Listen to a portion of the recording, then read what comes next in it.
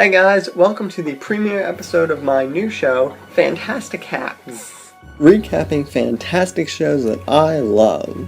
In this premiere episode, I will be talking about the much anticipated, highly regarded Agents of S.H.I.E.L.D. by Joss Whedon. Now, what is Agents of S.H.I.E.L.D. exactly? Well, S.H.I.E.L.D. is a government group that investigates the new, the strange, and the unknown across the globe, protecting the ordinary from the extraordinary. Also, they want to keep it under wraps because they're government. The show starts off with a voiceover from one of the characters, S.H.I.E.L.D., played by Chloe Bennett, a member of the group The Rising Tide, an organization dedicated to discovering information that S.H.I.E.L.D. doesn't want you to know and exposing it to the public. In the first scene, we are introduced to Mike, played by J. August Richards, from TV's Angel, and his son, Ace. They are standing outside of a comic book store when a nearby building explodes into flames. Mike is immediately alerted to the explosion and tells Ace to stay put while he goes off to help. And by help, I mean take care of everything himself, because he's the hero. It's what they do. Mike darts into a nearby alleyway, and after doing a quick one of these,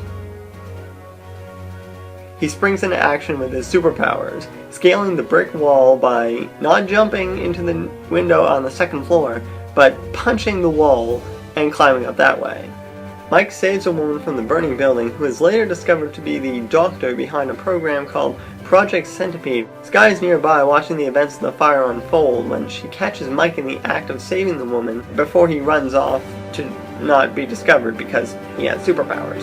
Later on, S.H.I.E.L.D. is in her headquarters, which is actually just her van sitting in the alleyway behind a restaurant, when she is abducted by agents Coulson and Ward, played by Brett Dalton, a more special ops than welcome wagon kind of guy.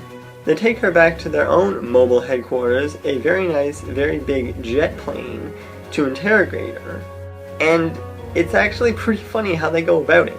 Coulson shows Ward the truth serum that they're going to use to get their answers, and when they get back to the interrogation room, Skye is, let's just say she's a little fidgety, but she doesn't really have to be because Coulson injects Ward with the truth serum, and instead of him asking her all the questions about what she knows, she can ask him any question she wants and find out all her information like that. It's kind of a weird way of going about gathering information and gaining trust. A little earlier than that, we're introduced to Agents Leo Fitz and Gemma Simmons, played by Ian DeCostaker and Elizabeth Henstridge, two brainiac kids specializing in engineering and biochemistry. When it comes time to investigate the building, Fitz and Simmons bring along this little box containing electronically controlled droids known as Snow and the Seven Dwarves, to search the area for materials that S.H.I.E.L.D. might find use for. After a few minutes, the dwarves turn up evidence that the lab was actually blown up by one of its own test subjects, a variant of the extremist exploding guys from Iron Man 3, coupled with Abraham Erskine's super soldier serum that turned Steve Rogers into Captain America, gamma radiation, the same that turned Bruce Banner into the Hulk, and some Chitauri tech. In other words, it's a hybrid of 4 Marvel movie techs, or as Simmons says, every source of known superpower thrown into a blender. One actor I could not contain my excitement over seeing was Ron Glass as Dr. Strayton, who also played Shepard Book in Firefly.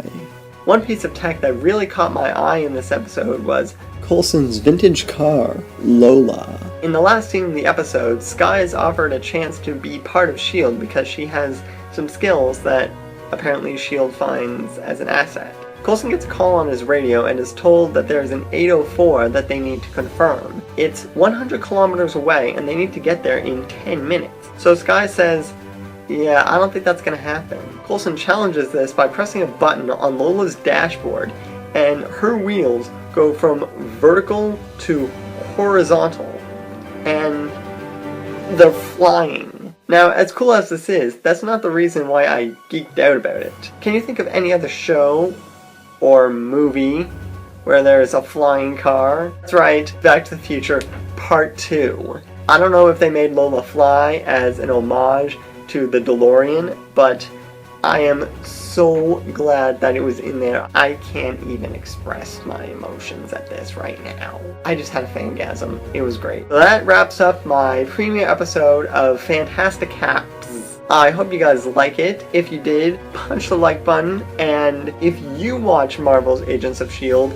let me know in the comments below telling me what were your highlights. Let me know what made you geek out, what made you say, oh my gosh, I can't wait to see more of this show. I've said this before and I'll say it again. I am super excited to be doing this segment on my channel. There are so many different TV shows coming out that are just, they're in my realm of what makes me a geek, and I'm proud about it. You guys know from watching my channel that I am all about the geek pride. Thanks for tuning in, and I will see you guys in my next video.